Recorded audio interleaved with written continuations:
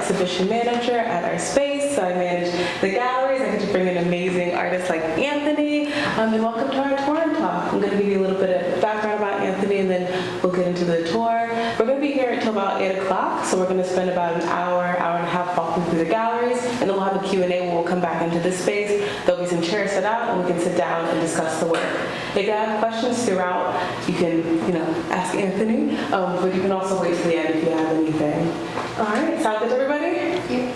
Okay, perfect. So, good evening and welcome. Thank you for joining us for tonight's gallery tour in conjunction with Reframed Realities. We're so honored to have you here with this amazing artist, Anthony Smith Jr. Anthony is a multidisciplinary artist based in Allentown, Pennsylvania, whose work blends humor, abstraction, and material exploration to explore themes of Black history, racial identity, and lived experience. Drawing inspiration from pop culture and his personal stories, Anthony challenges stereotypes and opens up space for dialogue about how identity is shaped, perceived, and celebrated. Tonight, Anthony will guide us through the galleries and share more about his process, his inspiration, and the stories woven into these works. Please join me in welcoming Anthony Smith Jr.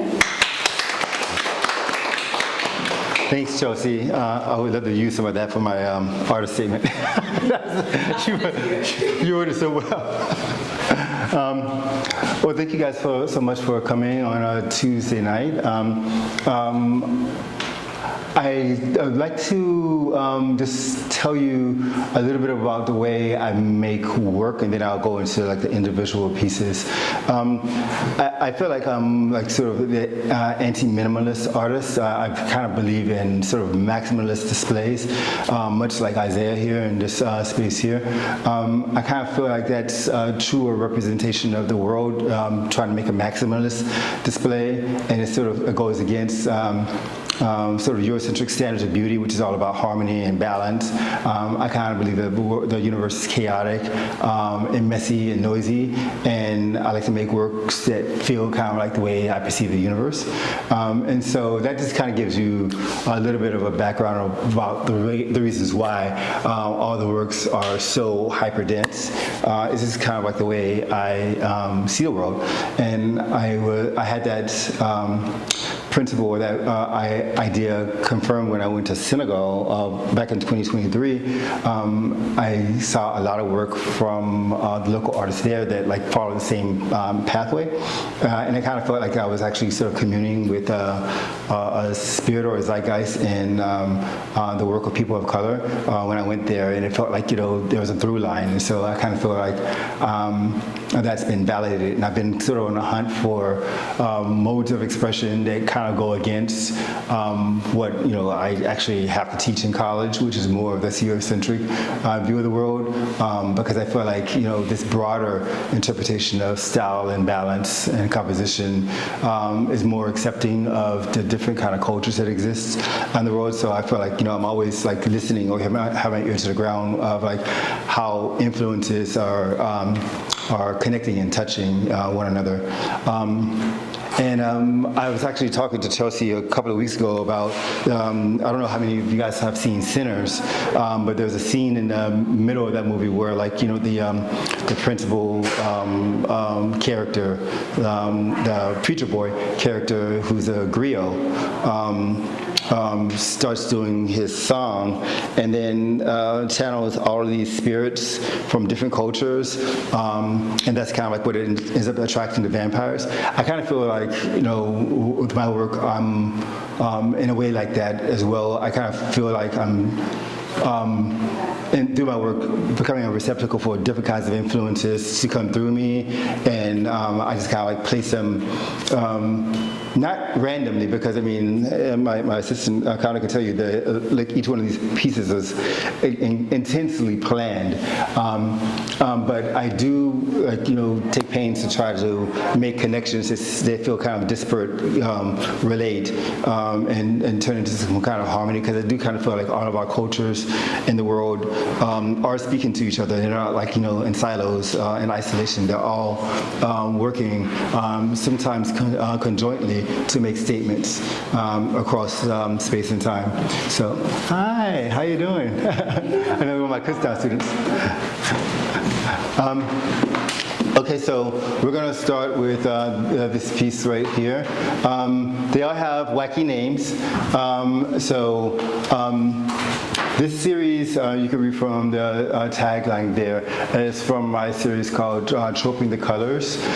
Troping the Colors, the title for the series comes from this British parade that the King of England has every year. It's supposed to be around their birthday. It happens in June. It's called Trooping the Colors. That's when he and the rest of his family wave at Buckingham Palace, and they march all the military troops down the mall to Buckingham Palace. And so I kind of took the title for the piece from that parade, and it was just kind of like a play on words. I wanted to create a series of work that was about taking hateful tropes that are attributed to African Americans and then turn them on their head, because I was like thinking about I don't know how to make something that's sort of like, very, very emblematic of my style, but also was talking to something about like, our culture right now, and I think that we're on this hunt for heroes, and I thought, okay, why not like do something that's kind of like the Marvel Cinematic Universe with like a series of superheroes like the Avengers, and so I decided to make an Avengers of like racist tropes, and so these pieces were that, and so I took 8 of the most hateful tropes, and I made these pieces, and in the pieces the character is using their sort of trope power to overcome white supremacy. So it's kind of like the superpower is luring white people or white supremacy into like thinking that it had won, but in fact this being twisted or contorted or like turned on its head in some way in the piece. And so with that said, we'll start here, and then I'll just go around the loop, and we'll end in here with the piece behind you guys right here, behind Emily. And so this one right here, they all have wacky names that kind of suggest what the trope is. And so this one's called Dripping in Sequin Faith, Uncle Tom's Slade Monster Controller. And so I was thinking about the Uncle Tom character, and I was literally doing like sort of a mashup between Uncle Ruckus from I was doing literally a literal mashup between Uncle Ruckus and Samuel L. Jackson from Django Unchained, and so that's kind of like the figure, the overall figure, and the piece. All of these pieces are made from cedar shingle mostly that is wrapped in tape, and then I use kind of a mache process to get that tape cedar shingle combination to adhere, and then I wrap that base with this Japanese paper called washi paper, particularly kozo paper. I love kozo paper, kiri kozo paper. So that's why sometimes you can see flecks in the work, and that stems from like I went to Japan in grad school, and we had to make it, and I just fell in love with it so much that it's usually the base of every one of the artworks that I make. So it serves no practical purpose other than like the romantic association that I have with the work, which is something that you'll notice a lot with like the way I put a lot of things together. They make no sense in terms of like their practicality, but I do them anyway because that's just me. And so that gives you a little bit about like how it's constructed. when we were making this piece in the studio, we had lots of ideas about like how we wanted it to be displayed. We thought maybe we can like have it lynched from a rope. And in the last show, what this worked out was the direction that the gallerist went in a somewhat unusual display. I think I preferred it on the wall rather than like, the way that was displayed before. But in this piece, there's a couple of ideas sort of happening simultaneously. So there is the basic Uncle Tom face, and then you have the character from The Office, the neurotic character. What's his name again from The Office? I never really. Dwight. Yeah, the Dwight character, and he's sort of he's supposed to be the monster controller character, trying to sort of put together this Frankenstein monster. That's what the Uncle Tom character is right here. And so I have like all these winks and nods to other kind of to other genres. So the one that like was the guiding conceit or concept that was conflated with the general theme was The Last Dragon. And so you that movie from the 80s that Barry Gordy did. And so this is kind of like it's a conflation of that. So you see Show Enough right here, and then you have the big scene in Last Dragon is when Leo caught the bullet with his teeth, and so you have that depicted there. And then I throw in some other conflations just for like shits and giggles. And so I have Care Bears being shot from cannons here. I always have like one of four animals, like sort of they're almost like familiars. So I have either a snake, a spider bear, a cat, and then there's a fourth, and then like a bat character. And so you'll see those woven into the piece. And then I did like the other thing that I was thinking about with this piece was it was around when we were making this. It was around the last election. And so I was like thinking about the sort of conflating two sort of characters that I kind of fell in love with. Like so you have Olabayu Equiano, who was a slave that was captured and then freed and recaptured several times. He wrote this incredible autobiography back in the early 1800s that would just like blow your mind in terms of all the things he experienced. And so I kind of like thought about him as running for president and then having Darth Vader as sort of a cheeky nod to be his vice president. And then you have other references to The Last Dragon. So you have like the golden glow, and then you have like the red glow from The Last Dragon in that piece. I like to put characters that I want to make fun of, or that that piss me off in some respect in drag. So I have Clarence Thomas right here in drag on the mustache. This is actually this is a character I want to bring attention to. This is like the first black senator that was elected after black people got citizenship in the 1860s, late 1860s. So he's the first black senator. I can't remember his name, but he's from Tennessee.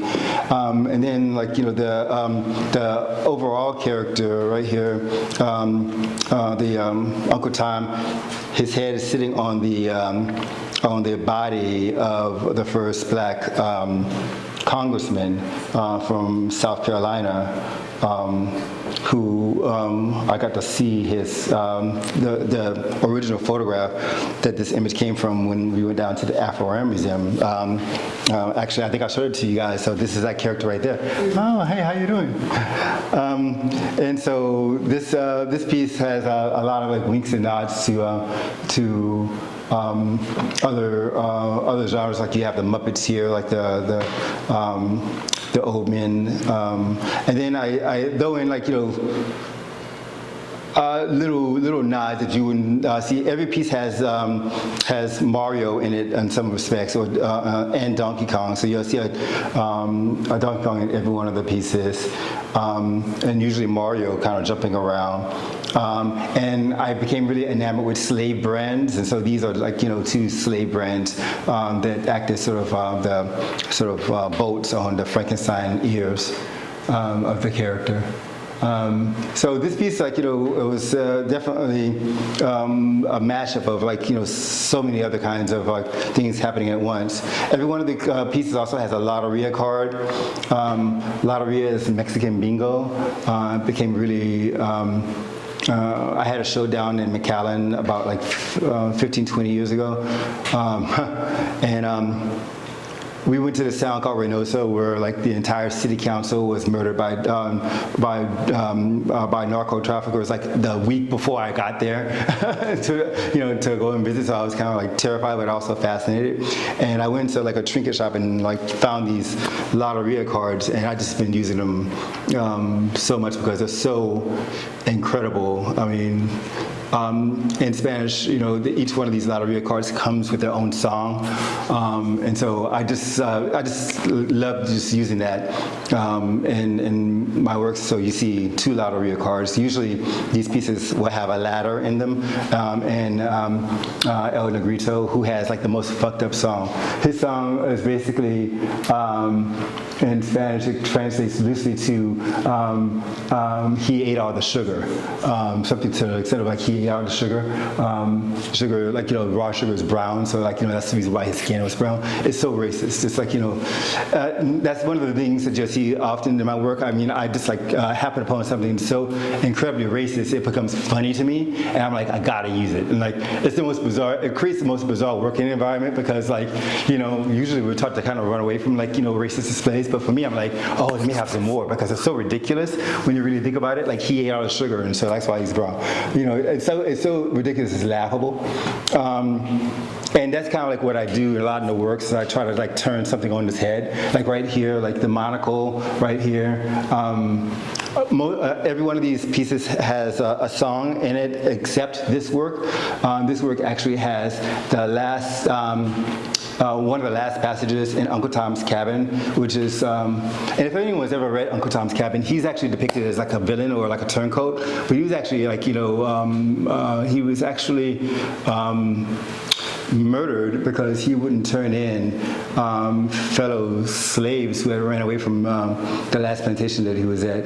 And so this rapping right here and writing is Uncle Tom basically forgiving the people who were murdering him. He was beat to death, and so he's actually not a villain or he's not an accommodationalist. He's actually a revolutionary who I think Harry Beecher Stowe was trying to suggest was so Christian that his faith was an indictment of white supremacy, of slavery itself, and so I think that she would be Beecher Stowe would be actually kind of surprised at how that message is not caught on, and how he's interpreted as somewhat of a villain character, or as like I said, an accommodationalist, a house slave. He was definitely a house slave, but he was not. He was several times throughout the novel he wouldn't turn in slaves that ran away, even though it ultimately cost him his life. So, in any case, so I thought that it would be kind of cute instead of a song in this piece to have the final paragraph where he was being murdered, and so that's what that reads in the monocle. So all these kind of deep, sort of nods. Last one I'll talk about in this one is if you watch The Last Dragon, Leroy goes to the Chinese food restaurant to look for the source of of the power. And so there's a dragon. This is a dragon that's on the pizzeria. So I have little winks and nods that if you know, you know. Basically, this is a primer for all these pieces are basically a primer for the 80s. So if you grew up in the 80s or 90s, you'll get all these references pretty instantly. So I kind of almost consider all these works as a love letter to the 80s. So that's this piece, the Uncle Tom trope. We'll move on to like probably one of my favorite pieces right here. I mean, I love all of these as my babies, but like this one, like I felt like I broke something when I did this piece because it was like the most sculptural one of the original set until we got towards the end. The last two got really sculptural as well, but like. I've been toying around for many years with these cedar shingle pieces. They were very flat against the wall for the longest time, flat and heavy, unusually shaped. But then over time, I got over my insecurity about sort of going outside of my genre. When I went to school, when I went to graduate school, people stayed in disciplines, and you didn't tread on territory that you didn't go into as part of your program. And so I've been very, very reticent to fully jump into sculpture, but I've kind of gotten over that, thankfully. But this is one of the pieces that kind of for this series really helped me over that process. And this piece is about the Jezebel trope. And every one of my paintings, it has this central figure, but in many of my paintings, I have certain divas that repeat. One that often repeats is Diana Ross, and so we thought in the studio, wouldn't it be fun to actually have this piece actually reference Tracy Ellis Ross, Diana Ross's daughter, and so we made her into Sailor Moon in this piece, but like a black Sailor Moon, and there's so many winks and nods, it's crazy to go through them, but this is, I think, the fifth one, I think, in the series. And so the last four pieces have elements that wink to a piece that came prior to it in the series. So this is the fifth piece, so it makes a reference to the first piece. The first piece was about Sambo, and so in this piece, the Sambo character was revealed to be Shango, and so in this work, I made Tuxedo Mask into Shango. Shango / Sambo. So it's like winking back to the other piece, and I do like that in the last four pieces often. So there'll be some element in it, like in 5, 6, 7, 8, that winks back to 1, 2, 3, 4. Just kind of as a visual sort of clue to kind of help the viewers kind of connect the series. But in this work, I was mostly interested in sort of overturning notions of the Jezebel or the hypersexual black woman. That trope goes by several different names, but I chose Jezebel for this one. I think that there's another one called Electra or something that's also a trope for a over-sexualized black woman. But Jezebel is the one for this series. And so I did starting over here, Janet Jackson, she famously revealed her breasts or had them revealed for her by Justin Timberlake, who never received any other backlash that she did suspiciously to me. And so I have her, getting, sort of manhandled by Jesus, but it's not white Jesus, the black Jesus that was from the Like a Prayer video.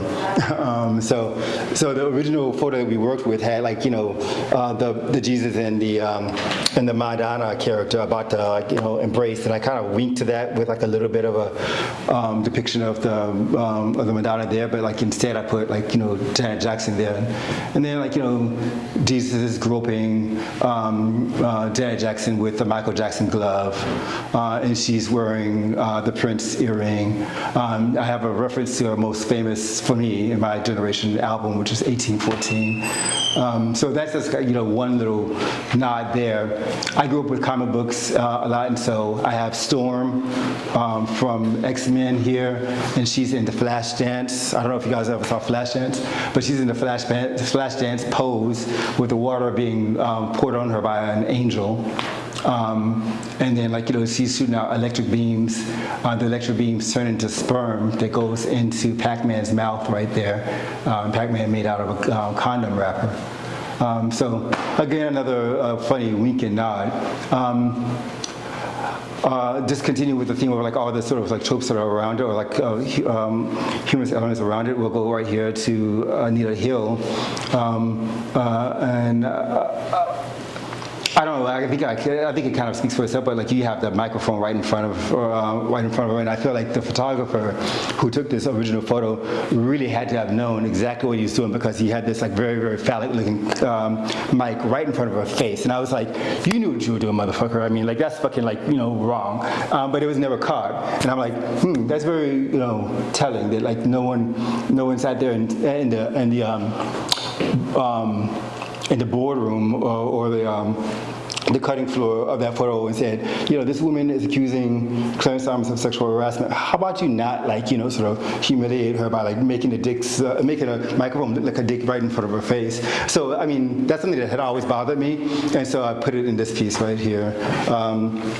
Going down the line, I mean, you can kind of see the Soul Train, starting from like the Sailor Moon's hair, and then turning into a roller coaster that goes all the way around the piece, and then finally goes into the earring of Missy Elliott down here at the other end. So it's just like, I'm a professor, and so I do all of these like sort of nerdy tricks of like, making your eye go around the picture plane, because I can't help it. I mean, I just feel like, the professor comes out in one way or another when you're doing work like this, and so I'm always trying to tell my students to like, add some kind of visual device or reference that takes your eye from one place to the other, and so this is like one of the ways that I was doing it in this work.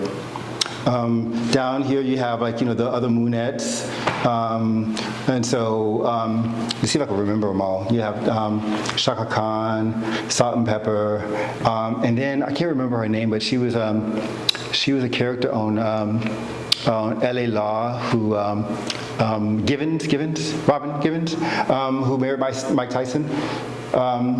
She was another one of my favorite divas when I was a kid, and I thought I was straight.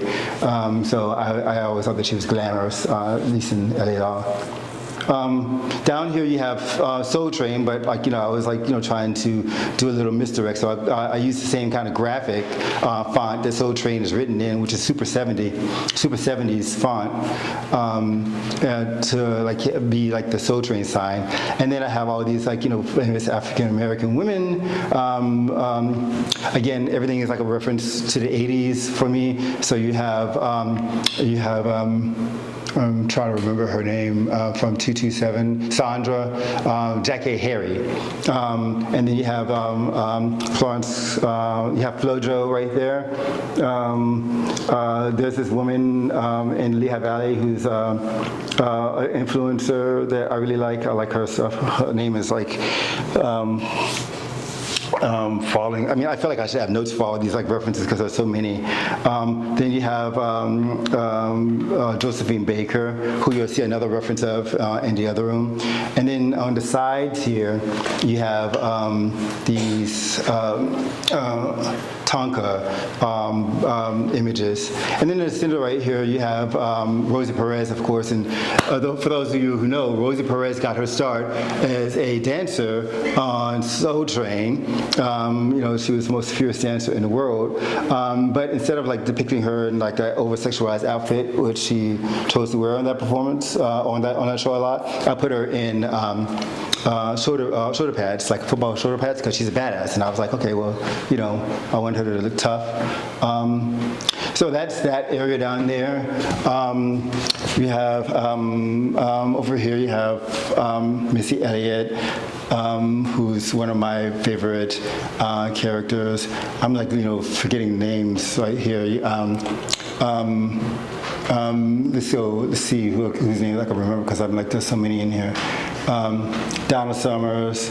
A friend of mine owns a strip joint, and I went there just to hang out with her. And I had all these ladies who were like grinding on me or whatever, and so I was like thinking, the visuals of her strip joint were really, really interesting to me, and I just kind of like, had my little daydream, because I certainly weren't looking at the girls while I was there.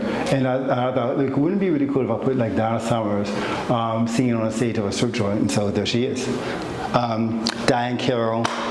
Diane Carroll, for those of you who know, was like, the most, the fiercest bitch on Dynasty. I just loved her on that show. And then she was Whitney Gilbert's mother on different world. And so she's actually turned into like a worm, but the worm is actually a depiction of DNA. It's like a female DNA, and the female DNA has a chastity belt on it. So I'm making all these sort of oblique references of like sexuality, but like also like, the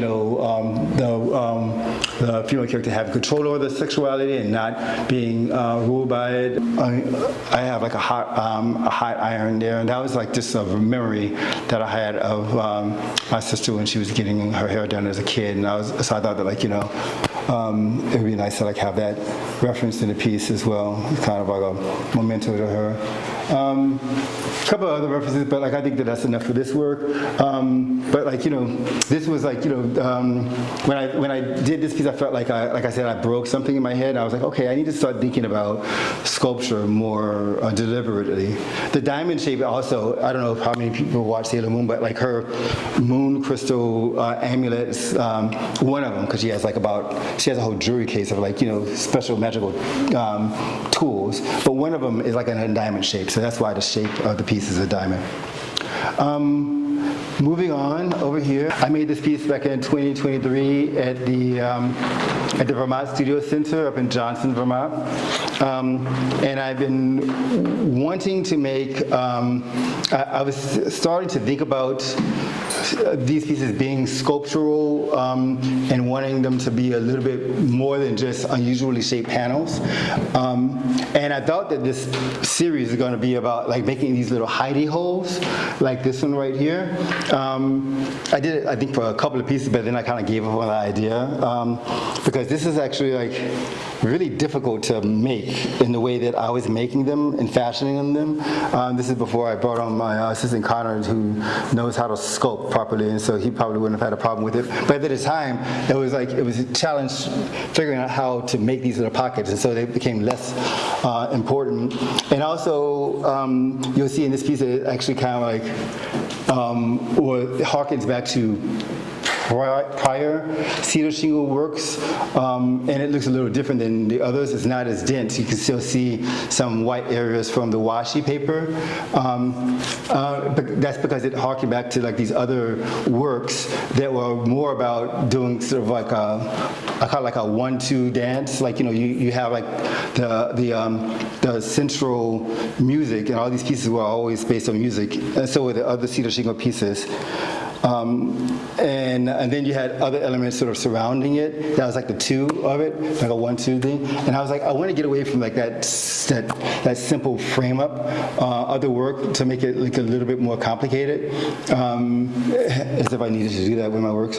But it has references in here that all the other pieces end up having. These first pieces are always called chapter houses because they contain all of the sort of meat that every other piece kind of abides by in one respect or another. But as I did the rest of the work, I kind of got away from some of these earlier ideas. Like I used to always incorporate literal sheet music into the work, and by the time I did this piece right here, it had been like maybe the 7th or 8th cedar shingle piece that I was using that motif, and I was like, I'm getting exhausted from my own like bullshit, and so like I was like, okay, I have to like do something different to like wake up the idea. So and I thought, what am I really interested in? Is it the sheet music or is it the words? And so that's why in other pieces and other iterations, the words became more important. And this piece, it's titled, another ridiculous title, On Deep Cover Playing the Fool, Sambo Gathers Intelligence for the Resistance. And this is another sort of nod to a trope of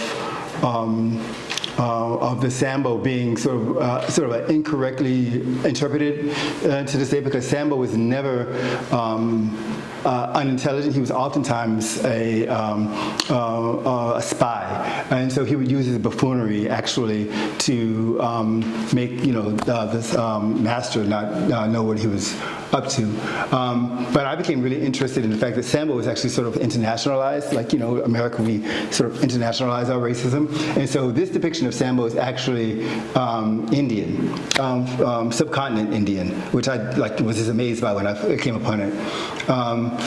And I thought that, it would be interesting for people to note that, Mr. America's John Philip Sousa wrote a song, Sambo at the Cakewalk. And then I just called it Sambo ate the Cakewalk. And then that got me thinking about, drag queens. And so this is Melissa Maldonado, who is a famous drag queen from back in the day. And she was actually a judge on the show that I used to like back when HBO was adventurous. They had a show called Legendary, which was all about drag performers doing drag, and I was just so in love with that show and so mad when they canceled it. So she was a judge on that show, and so that's kind of what the idea of turning these famous African American intellectuals and sometimes people I don't like Clarence Thomas, and the drag queens, and so I first played around with turning Booker T. Washington into a drag queen. So that's my first one where I did that. This piece is supposed to be like a ladder coming down. I wanted to sort of play with the idea of Sambo walking down a Blue Lives Matter flag with the Juneteenth flag sort of right there as well. I was interested in how Sambo is also a Japanese, I think it's maybe Russian form of jiu-jitsu, a form of martial arts, rather. And Sambo is sort of walking down a stage, and the mask that he's wearing, this mask right here, is an African tribal mask. And that's the Indian Sambo that was originally on that body, but I just transposed them here and made the Sambo heads into balloons. But this Sambo character is walking down, and he's revealed to actually be Shango. This is the backside of the mask. So when he opens up the mask, he's revealed to be Shango, who's I guess you would call him the king of the Orishas, in a way. And then my little hidey hole right here contains the hand from this famous poem, and this poem from the antebellum period, right before the Civil War, where the author was just extolling in the poem the reason why he was proud of the fact that his hand was branded. He was a white man who freed slaves, and the way they would show that you were sort of a race traitor back in the day was to brand your hand so everyone would see that you are a race traitor. And I use it a lot in my work as sort of a symbol of allyship, and so I actually kind of flip it on its head, honor what was originally supposed to be a brand, a mark of shame. So that's why he's a hidey holder. And then another depiction of Shango on a cloud, and then 000, because I would like to get about him as a secret agent, which is what I think Sambo really was. Those characters, they were often secret agents that helped runaway slaves. Back when slavery existed. So that's this piece, and that had all the meat in it that carried forth with other works. The work that came after this is a piece that I did right after I came back from Senegal. It's not in the show right now, but that's the piece that actually informed the density that the other works kind of abided by. This piece was kind of it was kind of a bridge work that came from a previous style of cedar shingle works, and then as I moved over to denser sort of displays, they kind of got sort of airtight, so that brings us to this piece right here, one of my favorites as well. I'll read the title again. Another ridiculous title for me. Easily annihilating low bigotry, Coon became master of the world. And so this piece is about the Coon character. it's hard to describe, I mean, because so many of these tropes kind of like share aspects with other tropes, but I think that like it can easily be said that a coon or pickaninny are like, very similar in concept. It's like a clown or sometimes a black man trying to sound white, which again, I was always accused of as a kid because intelligence in the black community is oftentimes seen as like a race tracery. And so in this piece, I started out thinking about the overall graphic, what I was going to do for it, and so I'm a big fan of MF Doom, and so I took a collaboration album that MF Doom did with another DJ, and I used that as like my primer, and so I kind of like did like a one-to-one interpretation of what was on the original album cover, and decided to make a piece where this was the album, and then this is the album coming out of the cover.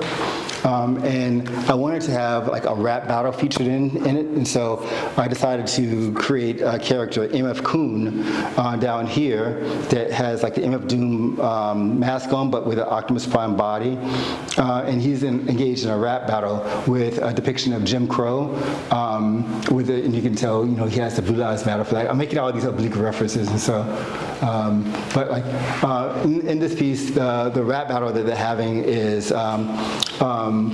Jim Crow singing "Jumping Jim Crow," which is in silver. That's the song that we get Jim Crow from.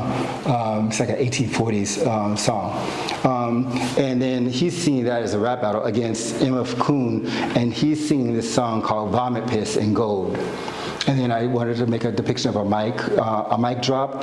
And then so the mic drop moment in the piece is where he says, "Daddy Funk Me." If you know the song, you know it.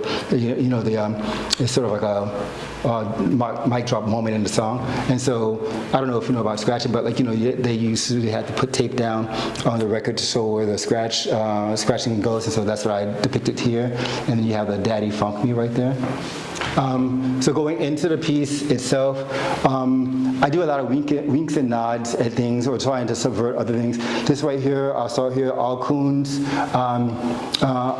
look alike. And the original of this really hateful poster is it's a sheet music poster, and I did kind of like a one-to-one. In the piece, actually, sheet music is just about the size of this area right here. And instead of having what was in the original, which is a bunch of depictions of black people looking more like monkeys, with big red lips and blackface, which is very hateful, I just substituted those with African American figures that I love. So you have Chisholm, you have Equiana Oluwayu again, Charles Drew, Jesse Norman, Ta-Nehisi Coates. And so I crossed out, oftentimes if I don't like something in some of the language, this is what I used to do with the sheet music, I would just cross it out and put something else that I thought was less racist. And so instead of all coons look alike to me, I said all black excellence reflects itself, and that goes back to my. This is the way I was raised. Like there was no option other than excellence to get out. It goes back to that idea that people of color oftentimes have the sublime as the goal, and nothing less than that will do. That's just the way I was raised. I think that it makes for a stressful kind of upbringing, but that still is kind of my goal. Nothing but the best, nothing but the sublime would do, and so that's kind of what that verse was about. Other kind of depictions in the piece, you have, I'll start over here, Jamal Walker, who apparently is quite the Republican. He's depicted here as Skeletor.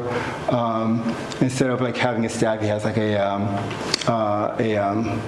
lollipop here, instead of his staff with the goat's head skull on. And he famously played that character on Family Matters. Why am I forgetting names? Urkel. And then, like, he has this boom box, another kind of node to the 80s. You come over here, and then again, you have, this is one of my favorite depictions of Diana Ross. Here, she's oftentimes a ballerina, so she often appears like that. And then I have Cat Williams, because I don't know if you guys saw the Club Sichet interview that became so infamous. I can't believe, was it last spring. And in it, while he was like, spilling the tea on all of Black Hollywood, he also said that, like, it's a plot by white Hollywood to make black people buffoons or make them wear dresses. And he said that, like, he would never be feminized or made to wear a dress. And so I was like, motherfucker, you're gonna wear a dress in my painting, or you're gonna be put in drag. I'll put him in a dress in another piece. So I just feminized him just to kind of like play with him, because I think that, like, he really abides by, very archaic gender norms, and I was just kind of calling it out by putting him in drag there. Right here you see another drag queen right here, Booker T. Oftentimes I have Booker T. Washington and then Frederick Douglass as drag queens in the work, and so floating down tree trunks and rainbows. Again, you have the Donkey Kong reference right here. The Donkey Kong is like throwing up a rainbow that Booker T. Washington is floating down. Down here you have Richard Pryor and the Michael Jackson lean, which is actually more popular than that. Like about 5 or 6 records from the early to mid '80s had black figures, doing this lean-to. I mean, it's so funny because, I mean, Lionel Richie did it, Teddy Pendergrass did it, Michael Jackson did it, and they all have like this like weird lean-to pose where I guess they're trying to show them off as sex symbols. So I loved Richard Pryor when I was growing up. Back when HBO first got started and Skinamax and all that, like he would be playing at night, right before they started the Skin flicks, because his stuff was so like salacious, like and so raw that they really couldn't be put on prime time, and I would always sneak up late at night and listen to him because he was so funny back in the day. And then he did like so many great movies like Brewster's Millions and like which is one of my favorites, and several others whose name, like Harlem Nights, that's one of my favorites. In the Thriller album, there's famously, if you open up the cover, those of you who have a Thriller, there's a freaking tiger on Michael Jackson's like knee. I'm like, when I saw it the first time, I was like, what the fuck? I mean, why is there a tiger on your knee? And so, because I'm always trying to like sort of do a 2-part wink and nod, I instead of using a tiger in this, I made it into the Lion of Judah, which was Haile Selassie's symbol, and so that's why I did the Ethiopian flag there. So that's why that's there. Over here, I'll just end up by showing this one right here, J.J. Walker from Good Times. And I made him into like another kind of M of Doom character, Victor Vaughn character. You see him with his chain saying dynamite. You see some like, words that allude to like, it kind of like directly alludes to an M of Doom song. Several of them have like the Victor Vaughn M of Doom character doing a voiceover in the beginning or end of one of his songs where he's talking about how he's making the world tremble. And so I have him like with the literal dynamite and with like the electricity arms. But like, to kind of like just play with the idea of like sort of feminizing black male figures when they're not supposed to be. I gave him like claws, like, long fingernails, because I love them. I'm always like, asking all my girlfriends, if I could take pictures of their nails, and I have a file of like probably 100. This is me being weird. I have a file on my phone filled with 100 depictions of women's nails. Those I think are awesome. So that's that piece right there. This is one of my favorites as well. I mean, they're all my favorites, but like this is one of the one of the ones where I felt like we got the humor just right. This is made with my former assistant Karen, and we were just sitting around in our studio just getting blazed. I'm talking about like copious amounts of like weed being smoked, and we were like daydreaming about like what can we do next, because we did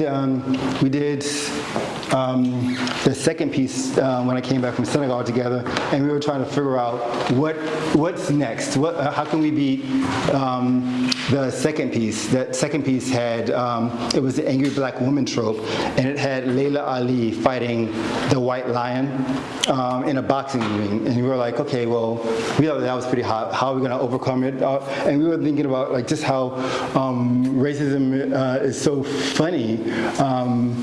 When you really stop and think about it.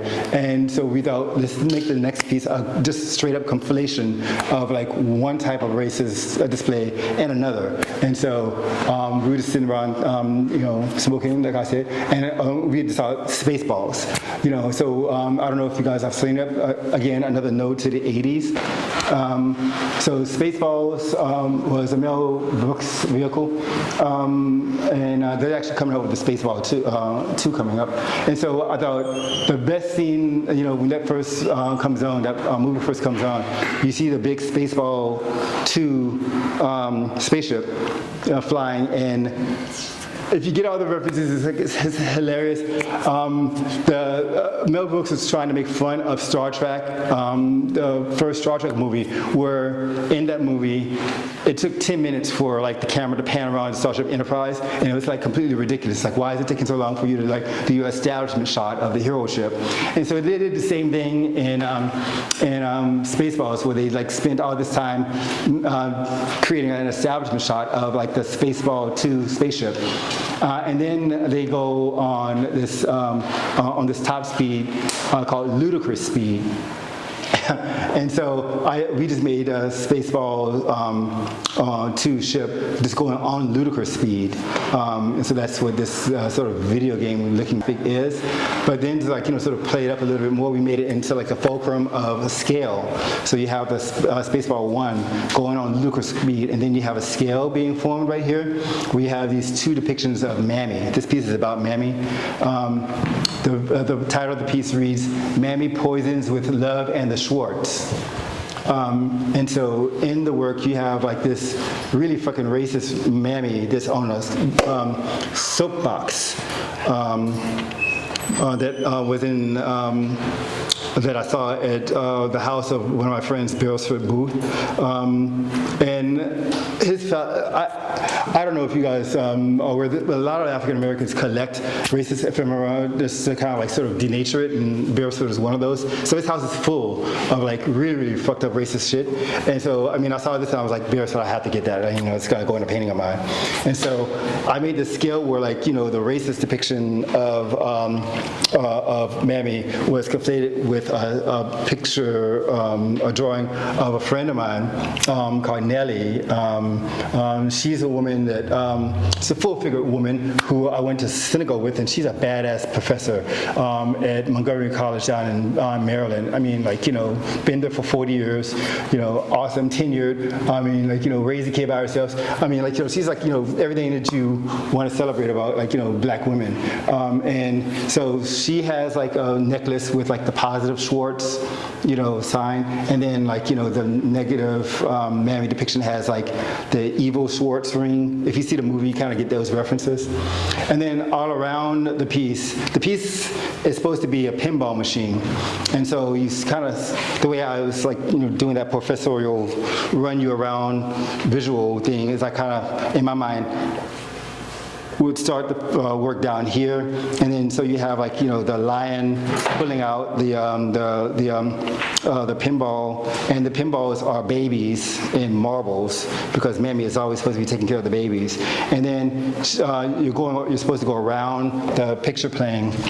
You got the Winnebago from Spaceballs, and then, so you have all these sort of depictions of Mammy or scenes from Spaceballs acting kind of like as bumpers in a pinball machine. So you have like a first bumper right here. You have the calming the desert. Then you have like the Darth Vader character from Spaceballs, and then you just keep going around and around to other depictions of Mammy or Spaceballs. This is the Joan Rivers character shooting her Spaceballs down past the Statue of Liberty, which is what this Spaceballs 2 in the movie turns into, like a giant Statue of Liberty character that has a vacuum that's supposed to suck all the air out of this planet called Druidia. So that's what that scene is depicting. It kind of goes back and references the Planet of the Apes. Schwartz right there in his cave. I'm a fan of. I'm a big fan of Game of Thrones, so I had to have a dragon in it. I have these two mammies right here. I mean, Medea is actually kind of a complicated character because she's like both a mammy and an angry black woman and a Jezebel all rolled up into one. The prince that the princess is supposed to marry in the movie. Then you have the Jewish American princess, and this character is very interesting to me because this is the work again where I played with the music, but I played with it in a different way.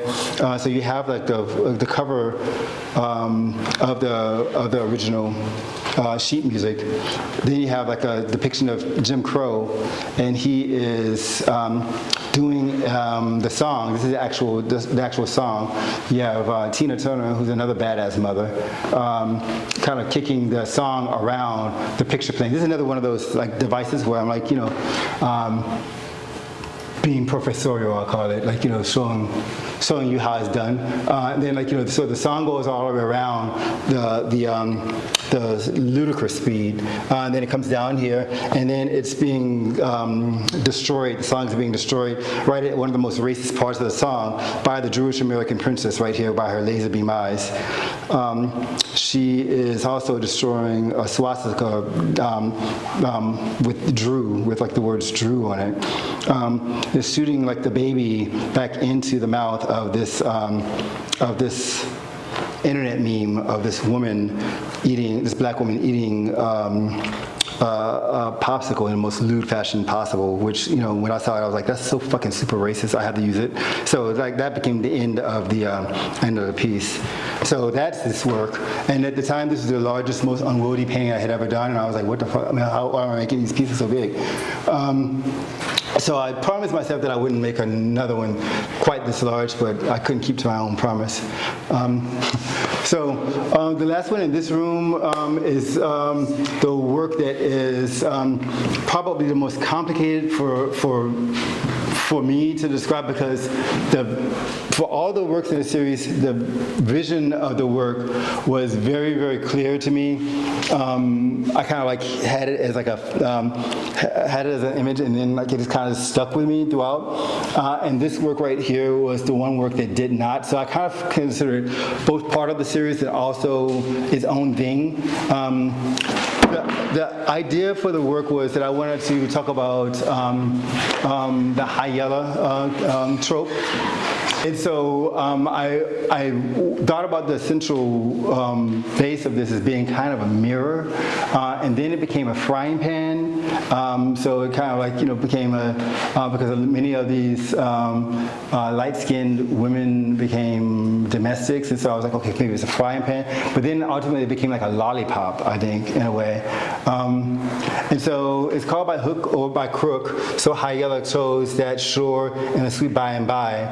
And it's supposed to be many of these titles they're so sort of ridiculous because I was trying to compare them to magnetic poetry. I don't know if you guys have ever played around with magnetic. It sort of makes sense, but sort of doesn't. And so that's why this one became so unwieldy, because that's exactly the way magnetic poetry can be. The song in this piece was by Tina Marie, who again another 80s reference.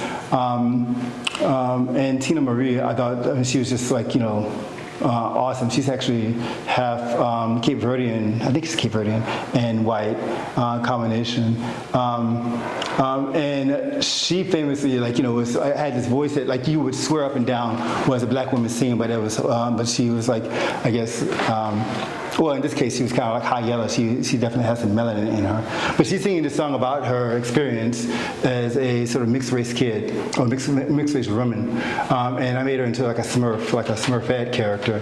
And then since I was like thinking about Smurfs anyway, I was like, okay, let me start like playing around with mushrooms.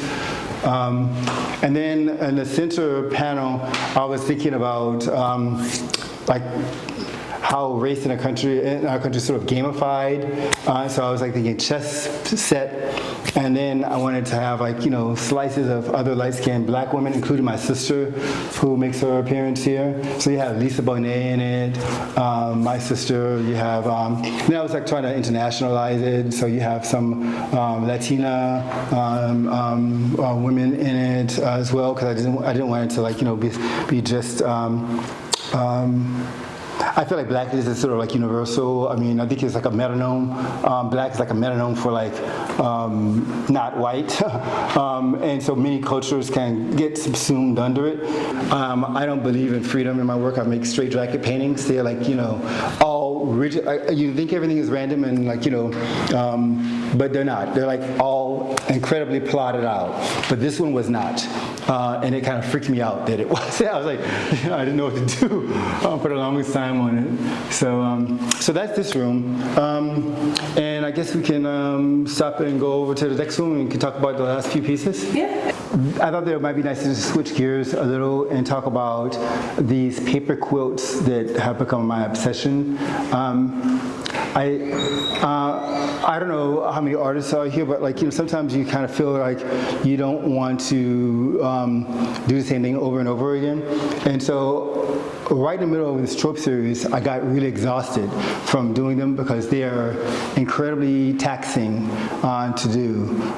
Just kind of like getting all the references right. They're also incredibly emotional because they're so racist, and like there are many, many tears making the work because I would see myself or people that I love or care about in the trope, and I would have to like sort of travel through those emotions to find the humor in it, which is kind of like a hard thing to do. It's kind of like a transmutation process, and that was very hard for me, and so I wanted to do something that was less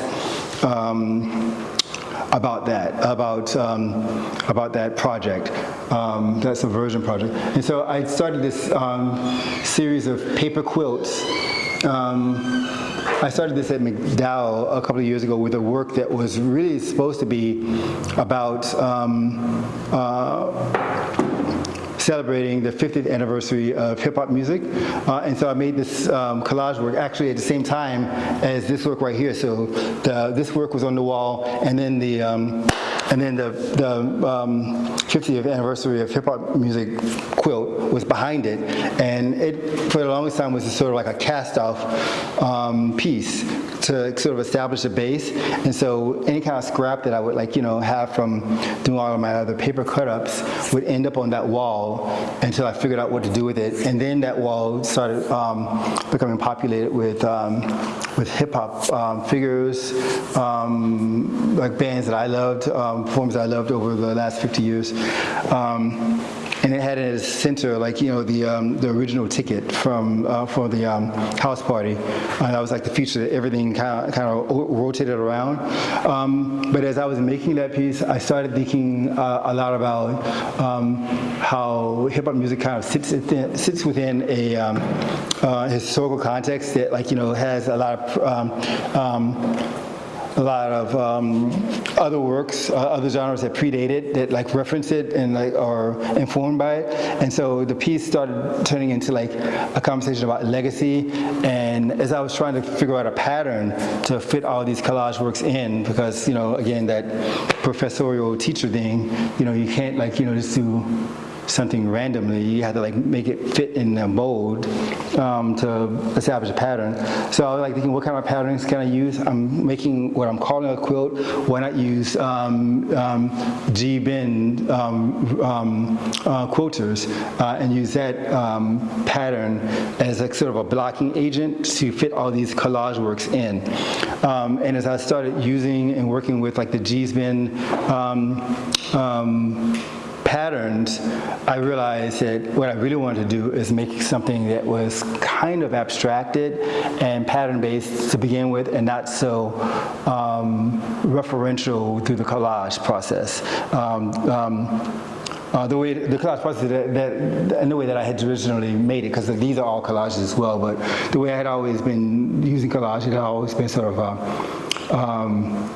depiction of some kind of person, place, but I wanted to make something that was like graphical, just as kind of like a relief from all of this dense referencing that I was doing with other works. And so I made that work, the piece was called Paper Bag Test, and it was like a reference to the famous paper bag test. If you were darker than a paper bag, then you were considered black. If you were lighter than one, you were considered white. And so that's what the piece became about. And again, it was very pattern oriented. And then after that piece, I decided to start a whole series of these paper quotes, and in keeping with the idea of like trying to make it like more elusive, or something that like captured a feeling rather than like something specific. I decided to like I came up with this idea of like, what does August feel like? August is like one of my favorite months of the year, even though everyone hates it because it's so hot. But to me, growing up in Florida, it's like where time stops. So when you have all your cookouts, it's too hot to like do anything strenuous other than to like relax. I remember I have fond memories of like getting wasted with my mom on the on the porch. I introduced her to Cosmos, and so we would take pictures of Cosmos which she made with cherry Kool-Aid, I have to say. It's kind of funny. But we would like drink pictures of Cosmos on the porch on a hot August day. I was home from school. And so I was like thinking about something that harkened back to the idea of August. Like, this month, it's like sort of pregnant, full, hot, weighted, I feel like August is also full of legacy and memory. Hazy. I feel like August is a very hazy month. And so I wanted to create a body of work that was about those feelings. And I also wanted to link it to like places of my imagination, or places that I had been that kind of like give me some of those feelings of legacy. So I decided to make a 4-part series, which this is the 3rd iteration of, that loosely sort of incorporated those G-bin patterns, but also the sort of pictorial language, the color schemes of the cities that they are referenced. And so I chose 4 cities. There were Dakar, Senegal, Sanker, Scotland. This one is Mexico City, and then the last one is going to be Sao Paulo. And 2 of the cities I've been to, Dakar and Sanker, Scotland, and 2 of the cities, Mexico City and Sao Paulo, are cities of my imagination. And there are places where I have good friends that live at, that have been stoking me with like images for, in some cases, years. And so many of the visual themes and references in this piece come from 2 people, a former ex of a former partner of mine, an ex named Bradley Brookshire, who goes to Mexico City most years for vacation, and then a poet that I met at McDowell named Whitney DeVos, who's a brilliant poet. She's lived in Mexico City with her Mexican husband for the last 25 years. She fell in love with the city, and so she sent me the preponderance of the images that I used in this piece, maybe about 30 or 40 of them.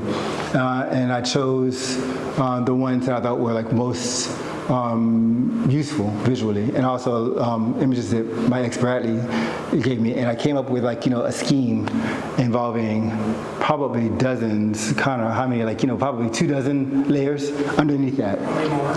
Yeah, probably more, layer on layer. I mean, and you might see, hints of the first ones that are still there. And I tell people that the process of doing the layering, some of it is kind of just nostalgia, because I like to build layers and I believe in density, but it just became a part of also trying to find the image, the ultimate image that the piece became about. And so through that process, it took about maybe 4 months. We came about this piece right here, and it's again about, it references Mexico City. So you see kind of oblique references in it that come from Mexico City. Are the doilies, and it contain either maps or depictions of street art in Mexico City that Whitney sent me, which I was I was so amazed by. The street art in Mexico City, which I would love to go to one day, is just amazing.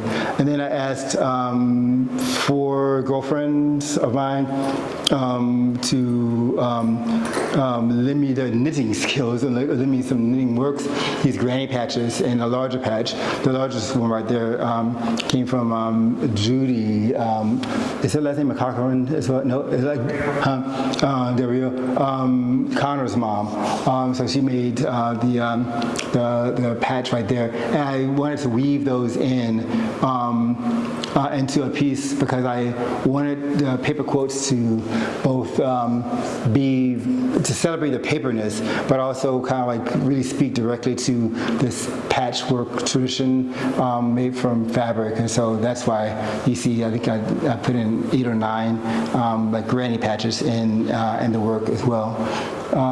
So this piece will have a background. They most of the cedar shingle pieces have complete reverse sides as well. I didn't have enough time to do this one, but they're meant to be also completely reversible. So the first 2 in the series have back sides almost as dense as the front sides, but you never see, which my assistant kind of always says, "Why do you do that? Why do you spend all this time on something that people don't see?" And I'm like, "Well, I see it. I know it's there." And so half the time I do a thing in a work that no one sees. I also do landscape painting, for example, and half of the process of me doing landscape painting involves me making a painting that's underneath the landscape that no one sees because I erase it, and then do a landscape on top, and it's there for me, so I can see it. It's it's sort of like a it's like my blue blankie from, I don't know how many people know Peanuts, but Linus, he always has his blue blankie. And so the underpaintings are kind of like my blue blankie. And then it kind of gives me the strength and the bravery to do all the other stuff on top. Because kind of coming up with these images and coming up with the final solution, sometimes it's there in the plan, but you discover things throughout the execution process that you didn't quite know about, know you'll get to. So there's always discovery. So I feel in a way, doing all the underpainting, quote unquote bullshit, paper bullshit, it kind of helps me to build the strength to lay on the top, the top layers. So that's this work. So much tape that you wouldn't believe. This piece probably has $1,000 worth of tape, no joke, in it. So yeah, these pieces are not cheap to make. I'll mention one other paper quote if you guys want to come in here for a second. Introduce yourself. Yeah. Oh, my name is Aaliyah Nelson. So this fall I'll be a junior at Kutztown University. And she's a student in the Frederick Douglass Institute, where we're both scholars. I'm a faculty scholar, and she is a student scholar. And they started out in the beginning of the semester with our fearless leader, Amber Pavone, started out with a project, a legacy project, the piece, this piece wasn't in the beginning the ultimate idea. I think there was mostly like a lot of writing that you guys were doing about legacy and memory, and then we started thinking about how to visually depict that, and I brought up with the idea of doing a paper quilt, and so all of this came together in about a month and a half. It was like the most lightning fast project I think I've ever done.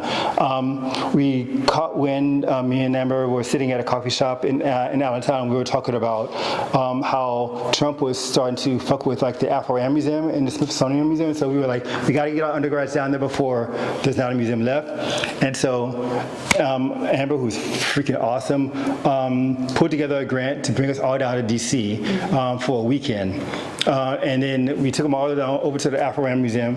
We intended to like take them to several places, but that museum is just so intense. That's all we were able to do. And then we went to Howard afterwards.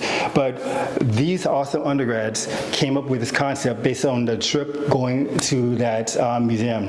All the Dinka patterns they chose, I think you guys got 4 each. Yeah, 4 each. So some of them repeat. And then they had to do all these squares in the middle. And then Jeremiah, he came up with like this Orisha-like character that I didn't even know about. And so I felt like I wanted to use that as a reference. But then each student did one of these squares that harken back to those earlier conversations they were having about memory and legacy at the beginning of the semester. And this all came together in like a month and a half. It was so amazing. And so I was so proud of them for doing all this work. We did it on like maybe four Saturdays, or Fridays rather. Yep. Fridays. And it looked like nothing for the longest time. It was like all these pieces, they start off with like, just almost sheer garbage. I mean, like, we just kind of get pieces of paper and then glue them together and then fashion them over time to become this. So I just wanted to like, give credit to these guys because they did an amazing job. So that's this piece, our FDI project. I'm sorry that Amber isn't here to see it, but yeah, I just wanted to give you guys credit because, I mean, you did an amazing job. Black Jesus series, I was really interested in the idea of Black Jesus as a character, and so I used sort of 3 primers to guide each one of these 3 pieces. And so this one is based off of Where's Waldo, and so you have Black Jesus, and you're wondering where's Black Jesus. You think he's in the middle, but he's actually down here amongst the flock. And the flock of angels are all fugitive slave posters with wings. And so fugitive slave poster, I'm a weirdo, so I actually collect fugitive slave posters. And so I have a big file of it, like, because again, I collect racist ephemera. And I wanted to sort of, they're beautiful to me and hateful, horrible at the same time. So I made them into angels floating up to heaven. And then, of course, because I like, divas, I have Tana Gardner and Diana Ross again. So that was the first piece. Where's Waldo was the larger theme, and this one, the larger theme was Dragon Ball Z, and so I made a Jesus character skateboarding on a rainbow, and I have like sort of oblique references to other kind of incidents that happen. Like I use a lot of Skittles in my paintings because Skittles is what Trayvon Martin was killed for by George Zimmerman, because like George Zimmerman thought that like a bag of Skittles was a gun somehow mysteriously, and so I use Skittles a lot. Like you'll see them as references in a lot of my paintings.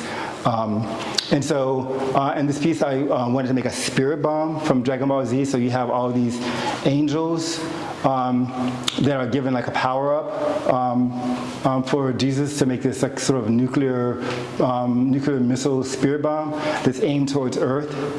And so that's kind of like that piece. And then on the other side, you might have noticed by the shape of the piece that it was Star Wars, and it was the Millennium Falcon.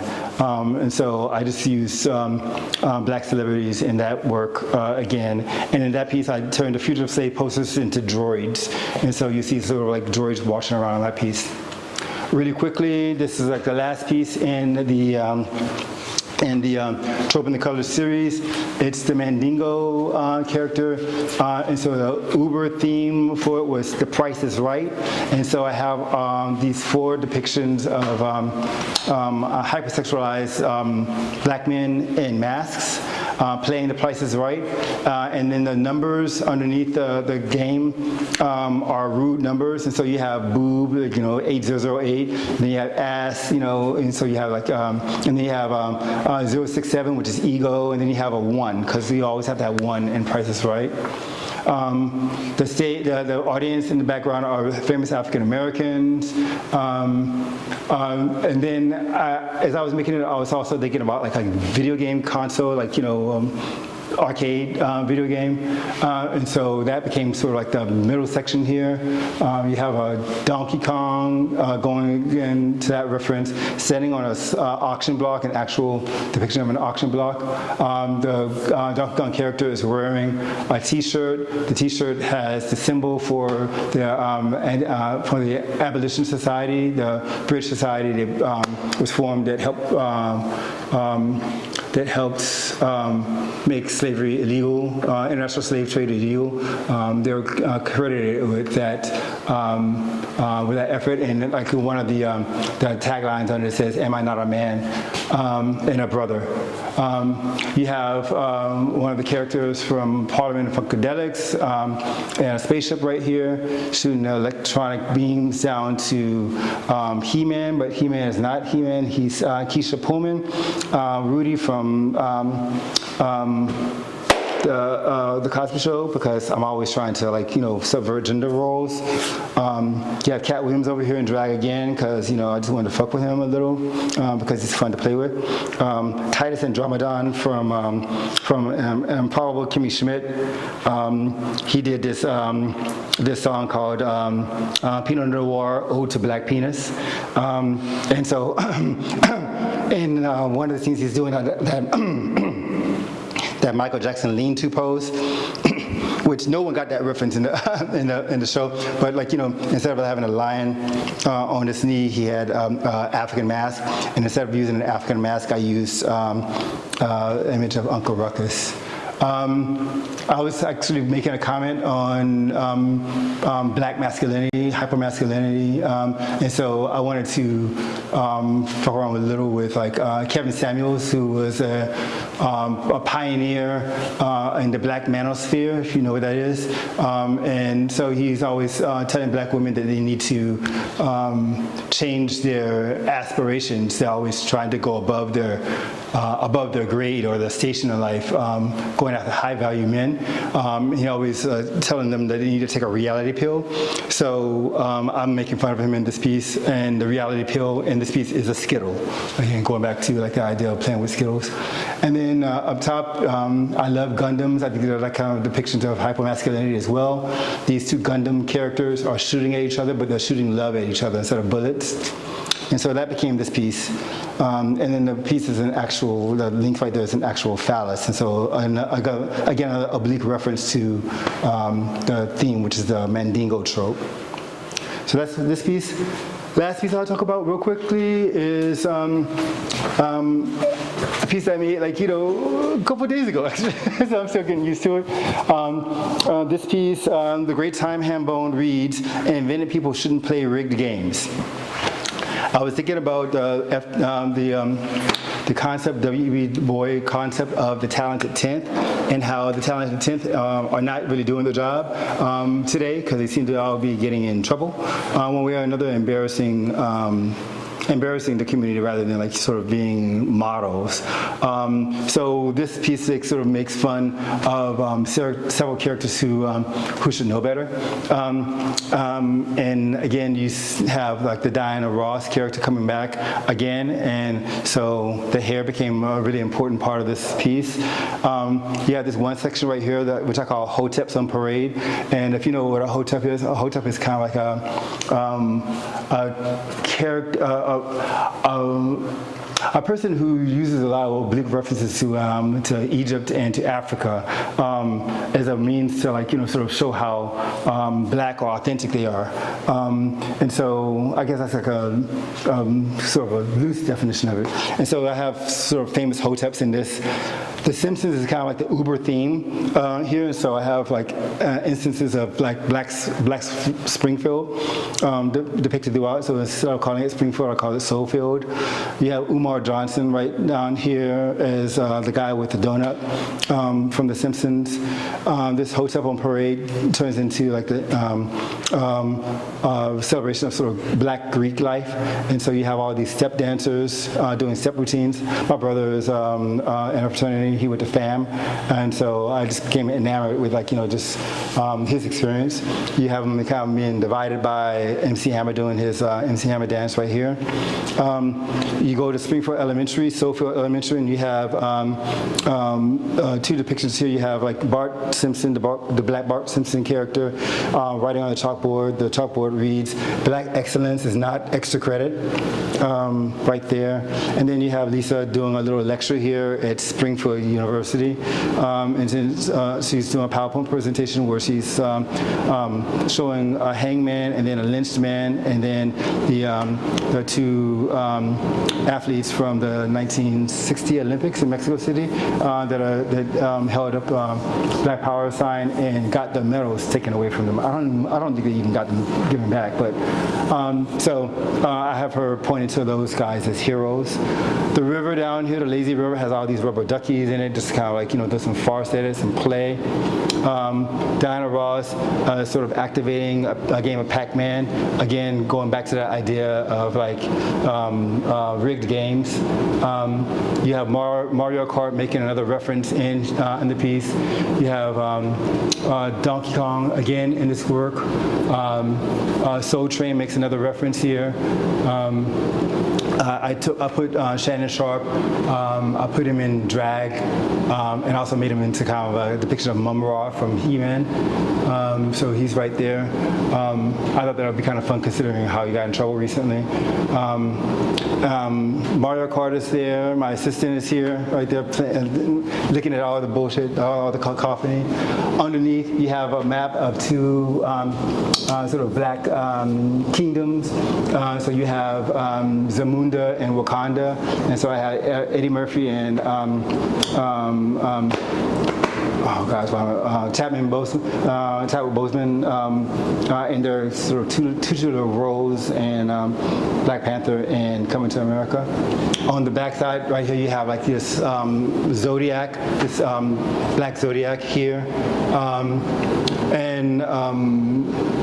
the only thing I'll reference right here is like the at the center right here at the top you have Tamir Rice and Breonna Taylor as angels, and have Tamir Rice wearing a belt with a holy gun, an orange holy gun, just like what he got shot for, and then I have Breonna Taylor wearing a blue gown with all of the bullet holes ripping throughout her body. So again, like kind of brutal depictions there.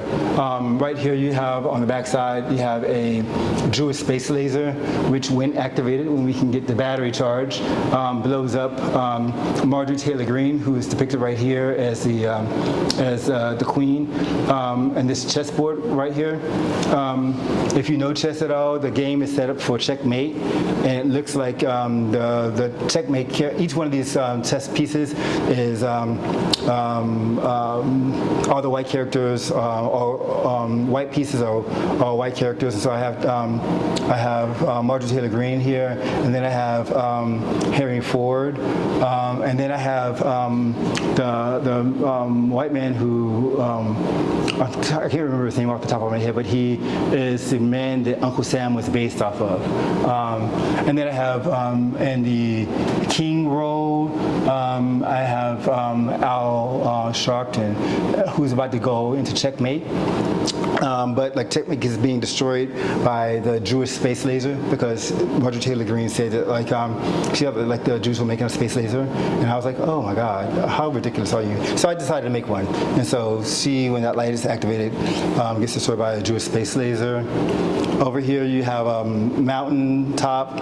At the top of it you have Morgan Freeman. He is in a pose, or he's depicted as God. God, but like, not the God that you see him from like, in the movies, but like a depiction of God from Monty Python, when God is giving Arthur the quest, and then like in the mountain you have Old Dirty Bastard depicted there. At the top of the mountain you have the church of the town, and then you have all these like sort of clever phrases is written into it. I won't read them all. Right here you have Show Enough making another appearance, and then I make all these references back to this particular type of blue that makes an appearance oftentimes in the work. You have this blue called Hate Blue, which is blue that you see oftentimes in the South, like in Gullah country especially. It's meant to ward off evil. The river is made out of it. This doorway is made out of it. The blue hair pieces are that particular Hate Blue. The necklace, my Diana Ross is wearing. They all are supposed to be things to ward off evil, and there are other spells that are actually written in. I won't show you them all, but me and my assistant, we spend a lot of time just actually painting in lots of spells in this work. And there's a complete backside, which I'll just leave that for you guys to figure out, find out. But there's lots of yummy on the backside too. But that's this work. And so yeah, I finished this piece last Friday morning. I was wondering if it's also your own personal artistic journey, because you go through the tropes. You're dealing with history as pain, and you're laughing at it, right? Yeah. And then we come in here, and you've got these quilts. Mm-hmm. Right, and you start shifting to history as legacy. Mm-hmm. So I'm wondering about that sort of transition of yourself through the art process, going from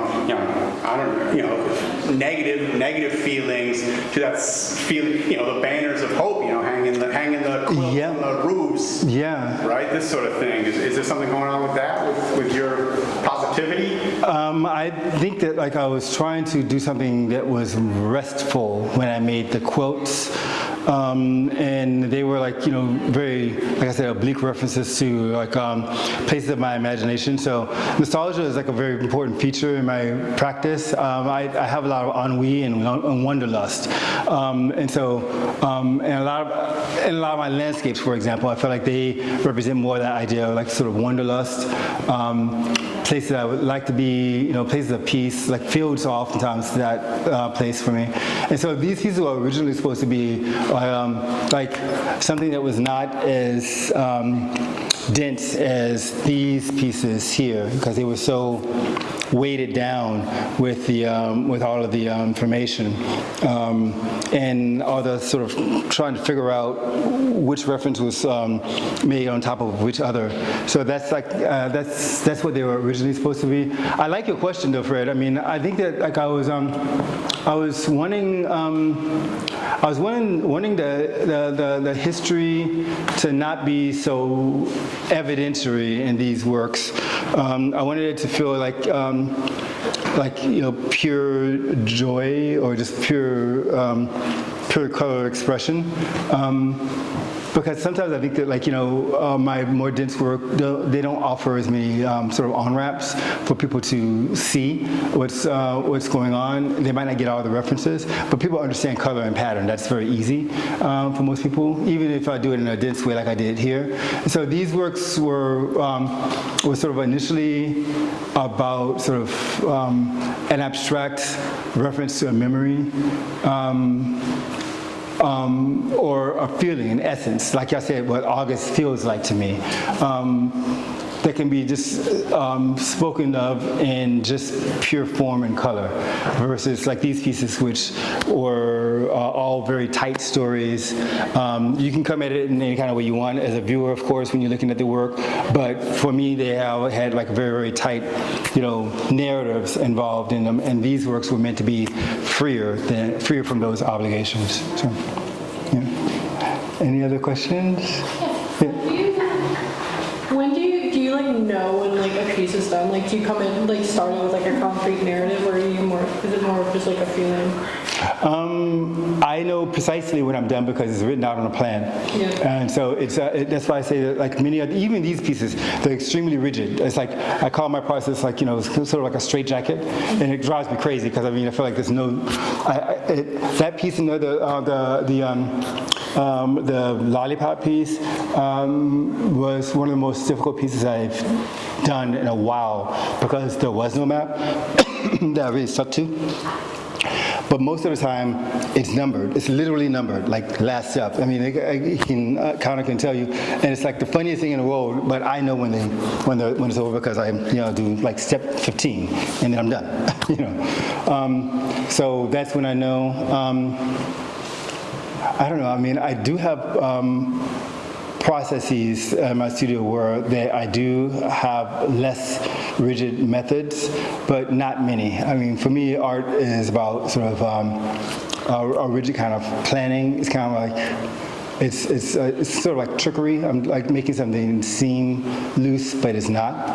So it kind of, me doing all these like sort of extra steps and things like that, it keeps like the puck-like nature of my work intact by doing that, making something look sporadic, but that it's actually super planned. So that's a good question.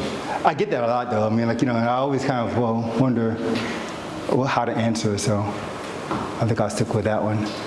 Any other questions, guys? Yeah, do you have a journal with all the like Easter egg references that you write down? So if there's something you can actually, I know you said step like number 15, but you have a journal with all the references? Yeah, we keep it. We write it down on our schematic. The way these sessions start out, it's basically like us sitting around in the studio like shooting the shit and like saying like what would be funny, and then it's like writing it down and writing the reference down. And it's literally like a map. It's like a schematic map, like you're putting together like it's like almost like an architectural plan, but like filled with like funny references on top of references, and figuring out how to fit it in and where to fit it in, how to make room, which can, as you can see, is sometimes a problem because like it's so dense. But yeah, it's all there. My archivist will have no problem finding all the references. I see it in school next week. Yeah, I know. Isn't it crazy? Convocation is Friday. I know. It's crazy. It's all starting again. Yeah. So thank you guys so much for your time. Any other questions? Yeah, Okay. thank you. Thank you so much, guys. Thanks a lot. Thank you. Yeah. Thanks.